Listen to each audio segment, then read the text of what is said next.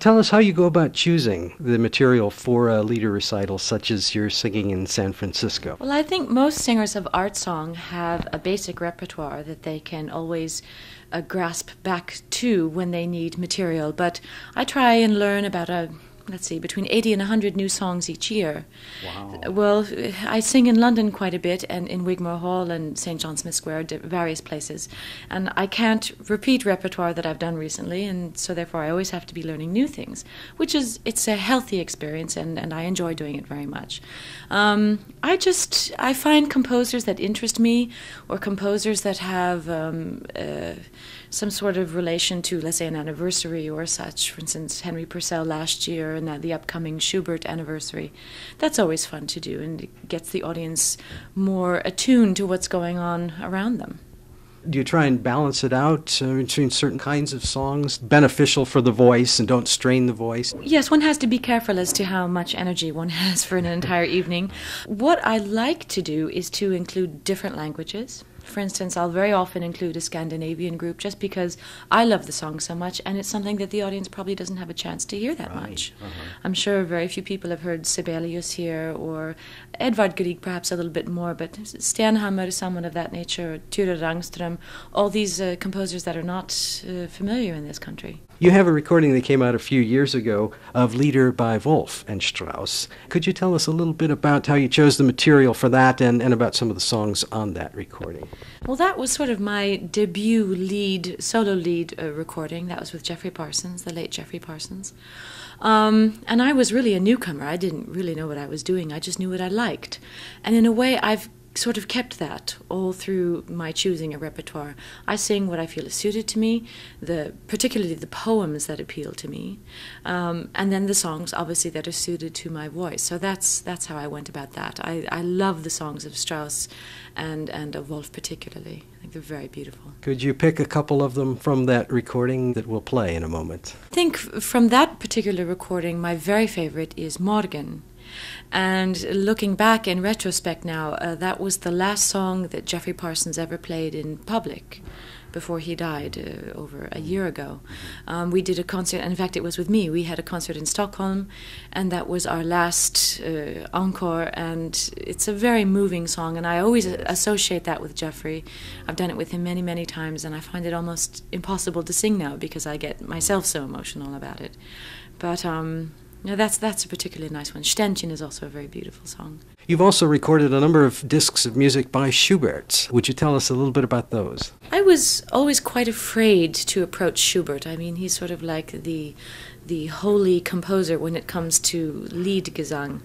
It's also very difficult to sing, as Mozart is difficult to sing, because the music, being so classical, is so pure. You can't really get away with anything. It has to be just right, or as far as one's particular voice is concerned and one's musicality and treatment of text. You can't, what they say in German, you can't fusk, you can't cheat. There's no cheating. So I waited quite a long time before I even started singing those in concert, much less think of recording those songs. And it was pretty intense, and I still find it, every time I learn a new Schubert song, I find it a very intense experience. It just takes enormous discipline and concentration. There's a recording that you have of the Schubert Mass, and then there's a beautiful piece called Tantum Ergo, which I was not familiar with until I heard that recording. And it's beautiful to hear your voice on top of the ensemble singing this very wonderful piece. Yeah, that was exciting. In Europe, of course, there are always new opportunities to do this classical music because the Vienna Philharmonic, the Berlin Philharmonic, the tradition, they're so steeped in the tradition.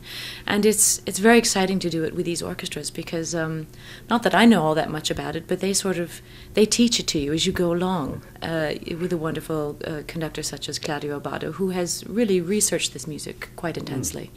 And it's a great opportunity. I feel very privileged. Everyone loves Ave Maria, of course. That's an old standard favorite. Such as Die Forelle, that's also an old favorite. The trout song, as they say in America, it's so sweet. I think they're all extremely beautiful, particularly the Mignon songs. Also the Nur wer die Sehnsucht kennt, kennst du das Land. They're just, the Goethe text is so sensational, and they're so beautifully set. I like those a lot.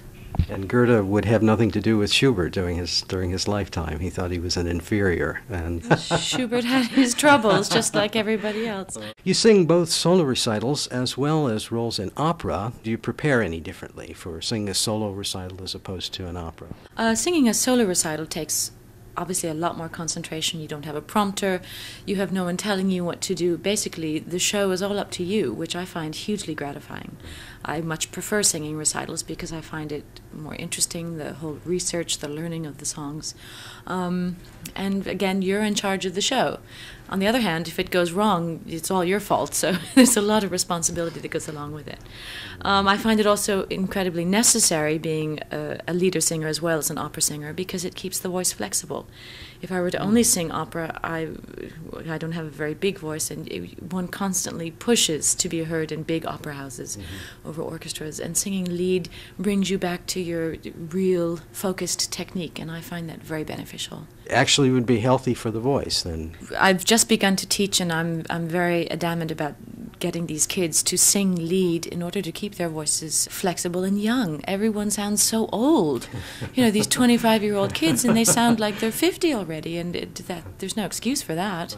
And singing lead, you can't get away with it, as you could, for instance, in a big operatic aria where you can really go for it. But lead singing takes a whole different attitude, and it's a matter of projecting an atmosphere and telling a story rather than impressing people with high C's and coloratura and that sort of thing. Tell us about some of the roles that you have sung in opera and which ones have been the most gratifying for you. Well, I've sung in more than 50 operas during my career, but in the past 5-8 years, I've reduced my repertoire to about 5 roles, which I find also beneficial because always trying something out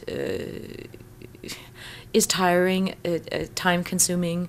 I'd much rather always try and compare myself to my last performance of, let's say, Pamina or Susanna. I find I learn much more about myself, the character, the art form by doing it that way. So I sing, my 5 opera roles are Pamina in Magic Flute, Susanna in The Marriage of Figaro. I'm still singing Sophie, but only one more year, Rosenkavalier, and then that's enough of that. I sing Nanetta and also Adina in Elisir d'Amore. Are there any roles in opera that you would like to sing sometime in the future? What's coming up for me that is new is Micaela in Carmen, which is, of course, an old favorite. That will be fun. That's in Brussels this coming spring. And then I will also be doing Ilia in Idomeneo, which I've done in German, but never in Italian, so that will be fun to do that.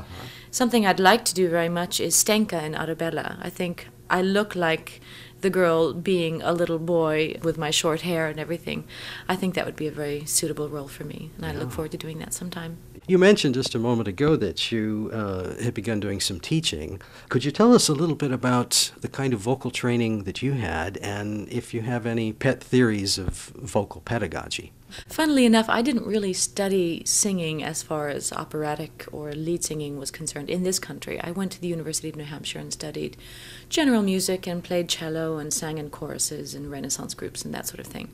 But it was when I first went to Europe in 1977 to Salzburg. That's when I started actual vocal training, and I studied for 2 years, and then all of a sudden overnight I became an opera singer and didn't know what had happened to me, which was in a way a blessing. On the other hand, it was sort of sink or swim.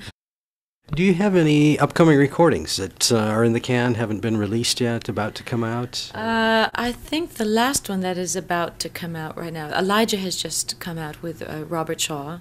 That was with Tom Hampson and Florence Quivar, Jerry Hadley. That was lots and lots of fun. The first time I've ever worked with him. He's just an amazing man and sort of an icon. Having listened to all of his records as a student and then finally getting to work with him, he's such a master and a sweet man. Then there are I think there are a few Hanenchor things that still haven't come out yet, and also a foray requiem with Seiji Ozawa, which will eventually be coming out with some French songs as well. What I'm about to do now is a recording with Vladimir Ashkenazy. I've just signed a contract with Decca, and I will be doing lead recordings each year, and my first one is with Ashkenazy. It's Schumann songs and Clara Schumann songs. In fact, I will have just sung Frauenlieben und Leben for the first time here in San Francisco, sort of as a trial run. Beautiful cycle. little bit low, but very, very beautiful songs. And I do like the poetry. It's funny, people say that it's so anti-feminist, you know, it's all about being in love with a man and how wonderful he is and what a poor sod I am because I'm just a female. But when I think about it, that's kind of the way I feel. Obviously there's nothing wrong with being a female. There are wonderful things involved being a female, but it's funny. It's a strange feeling that people have about that cycle, and I believe in it 100%. I think it's just great. Are there any upcoming roles that you'll be singing in opera? Anything coming up in the next few years or so that we might look for? Well, I'm fortunately invited back to the Metropolitan the next couple of years. I'll be singing Adina in Elysir. I'll also be singing Magic Flute. First time actually for me to be singing Mozart in America, which is kind of strange because sort of what I'm known for. Right. But I'll be singing Magic Flute and also Susanna in Figaro. So I'll be doing basically my repertoire of roles in America as well. As far as operatic roles, it's kind of funny. The recording business has gone kind of sour on opera recently. I think there's a glut in the market, and they're just not making that many recordings anymore. And in a way, I've recorded everything I sing at least twice. Oh. So it's kind of I have to find new repertoire in order to branch out there. We've been speaking with soprano Barbara Bonney, and it has been a great pleasure talking with you. And we have enjoyed your singing every time you've come to San Francisco, and I hope you'll come back many times again. Thank you very much. Very kind of you.